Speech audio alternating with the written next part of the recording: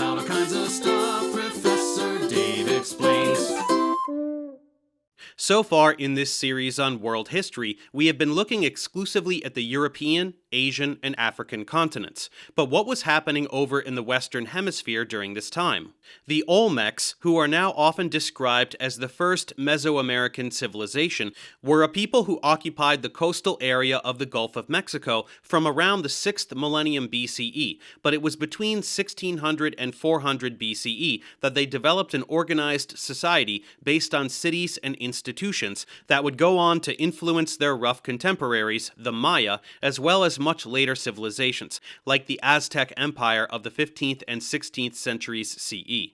Because we have relatively little archaeological evidence from the Olmec civilization itself, and no written records of the sort associated with the Maya, there is some debate over how many of the institutions known from those later civilizations were already a part of the Olmec life. In fact, Olmec, which means rubber people, was not their name for themselves, but was taken by scholars from the Aztec name for the people who lived in the same coastal region during their own time. The Olmecs inhabited a few large cities near the coast, as well as villages located upland along the Coatzacoalcos River. Until the 10th century BCE, the primary Olmec city was in the location now occupied by San Lorenzo in the Mexican state of Veracruz. This was then abandoned, possibly due to farmland becoming infertile, and a new city was created at the site of La Venta in the state of Tabasco. This city featured a pyramid, which was the largest structure of ancient Mesoamerica. There were also two other Olmec sites in the same region, at Tres Zapotes and Laguna de los Cerros. Olmec cities, however, were not large population centers, but places of worship. San Lorenzo had only a couple hundred dwellings, while everyone else lived in smaller villages farther upland, and there is no evidence that these cities controlled or dominated nearby settlements as cities in Mesopotamia and Egypt did. The most famous features of Olmec cities are the colossal stone heads that were set up there, which weigh between 30 and 60 tons each. Because each of these heads has its own individual features, they are thought to represent specific people, presumably leaders of the community, but they also wear helmets, which suggests that they were being depicted as players of the ball game that was popular across ancient Mesoamerica.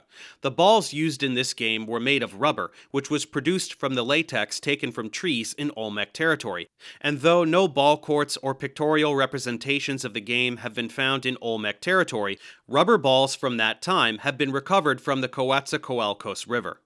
In addition to stone heads, Olmec craftsmen produced freestanding sculptures of human figures, and stone slabs that depicted people in various scenes. Many of their sculpted works were naturalistic in appearance, though they might also incorporate the facial features of jaguars, which were an important part of Olmec religion. They also made painted and incised pottery, as well as luxury objects like masks, figurines, iron mirrors, axes, and knives, which were symbolic objects rather than actual weapons. These objects were made out of precious materials like jade and obsidian, and they are evidence of an extensive Olmec trading network which spread across Mexico and into Guatemala. The materials used to make them were, in turn, brought to Olmec territory from sources hundreds of miles away. A number of sites which may have been Olmec settlements have been found along these Mexican trading routes. The Olmecs produced several cultural innovations that were then adopted by other civilizations in the region. One of these was a calendar with a 365-day solar count, as well as a 260-day count that may have been used for religious festivals. This had 20 periods of 13 days, each of which was dedicated to a specific deity. The 365-day calendar was used for agriculture because it aligned with the seasons. It consisted of 18 periods of 20 days, each with its own name, plus 5 unnamed days at the end of the year.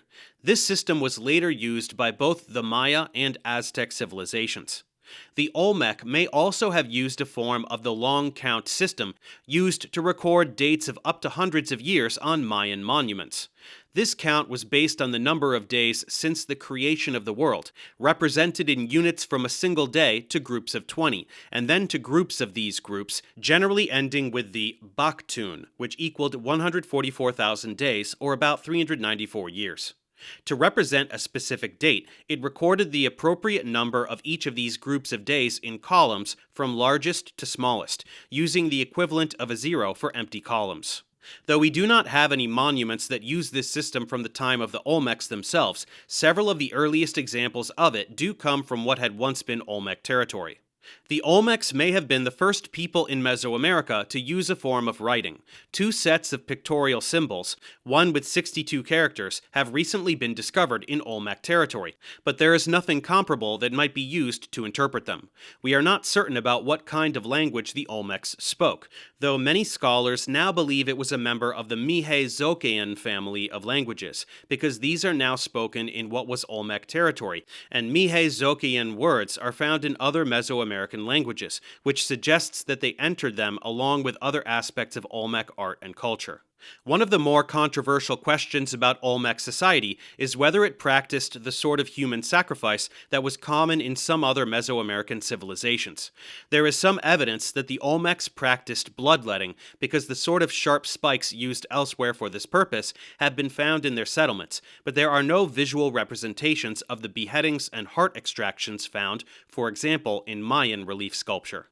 The abandonment of the main Olmec sites at the beginning of the 5th century BCE, like earlier moves from one center to another, may have had to do with changes in the local rivers, which meant they could no longer supply enough water for local farming, or for transporting food and goods. Earthquakes may have redirected their course, or they may have become silted up to the point that they ceased to flow. But the disappearance of the cities does not necessarily mean that the culture itself came to an end, only that it continued on in smaller communities.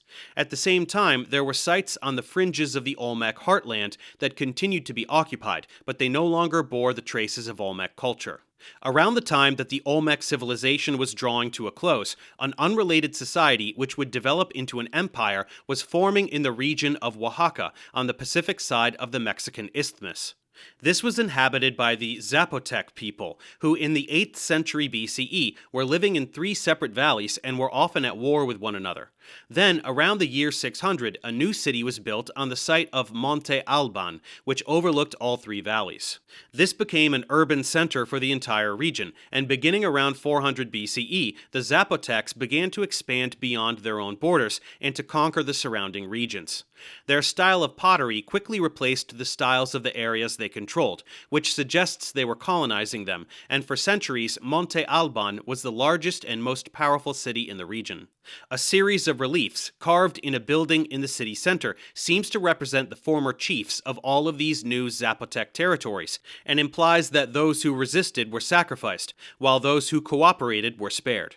This empire persisted until the arrival of Spanish forces in the 16th century CE, and even then the locals continued to resist their rule.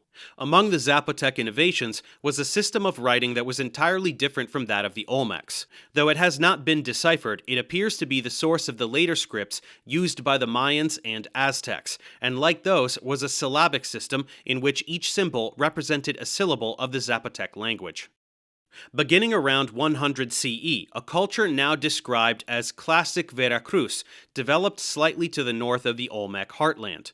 The remains of this culture show some traces of Olmec influence, in particular the ball game.